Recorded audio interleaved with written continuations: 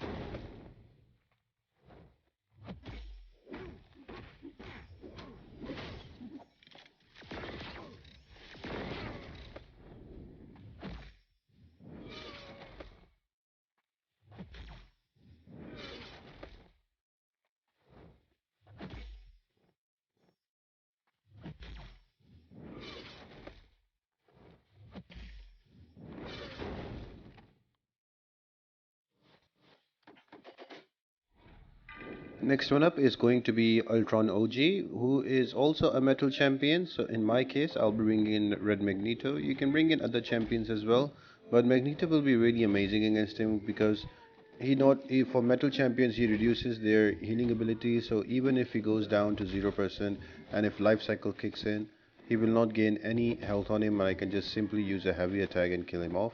So Magneto is amazing in this regard. So again, I'm just trying to build up my prowess charges up to 30. In the meanwhile, just doing a parry and heavy, and once I have my L3, I'll ready rip and just kill him off.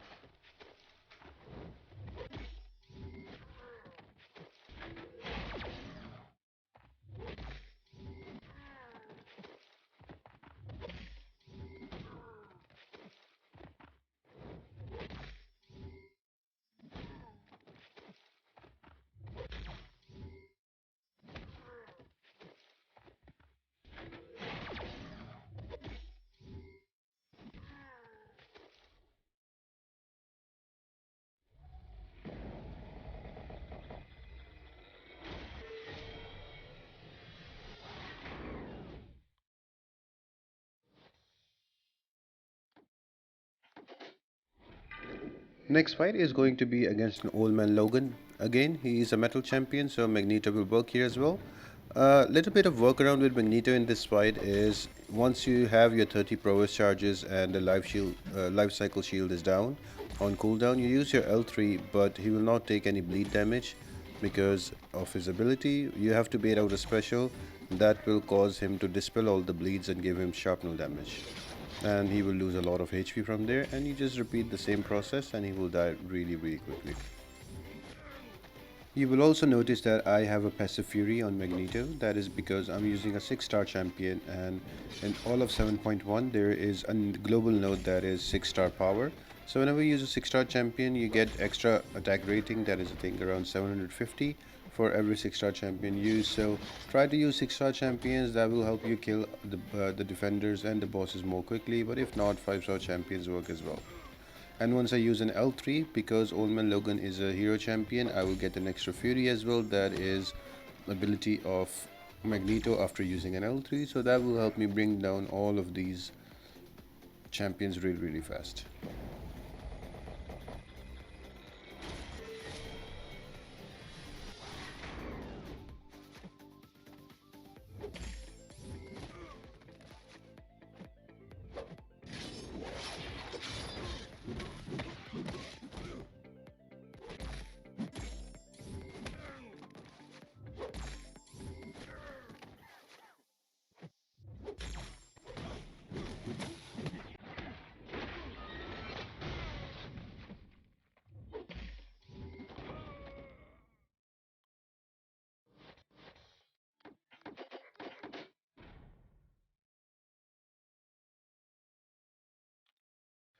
Next up is going to be Guillotine as well, and she is also a metal champion, so again it will be the Reg Magneto show.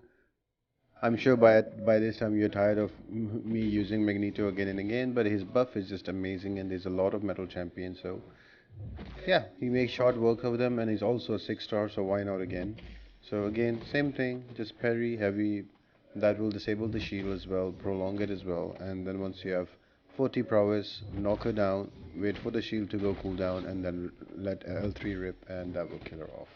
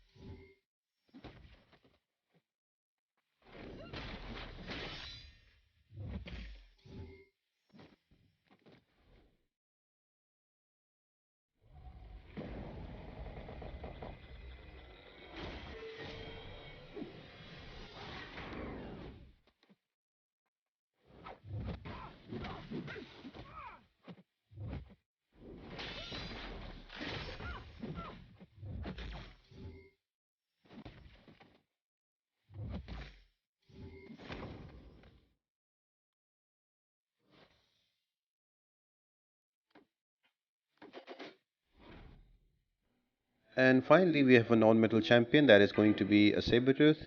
Now, it would be great if you use a tech champion here because of the node that is technical suppression. Every time you use a special, he will be heal blocked, and if he's heal blocked, all of his passive regen charges will go down to zero, and he will start building in from one. Somehow, when I was recording, I didn't realize that, and I took an Archangel, who also worked, but it would have been a more simpler and easier fight if I have taken a tech champion, which in my case is a Warlock. But well, you learn. So if you guys are attempting this path, make sure to take a tech champion. This will be much more easier than it took me with Archangel. Speaking of Archangel, he's an amazing counter to your life cycle node because his neurotoxins prevent from the bleeds to happen, and they're also damage over time. So once you are about to kill the defender, and because of using so many heavy attacks, the life cycle shield is prolonged to its maximum. And once you get down to zero, and if you have a neurotoxin up, that will negate the life cycle region, and then all you have to do is to knock down the defender, and he will die on its own because of the neurotoxin damage over time.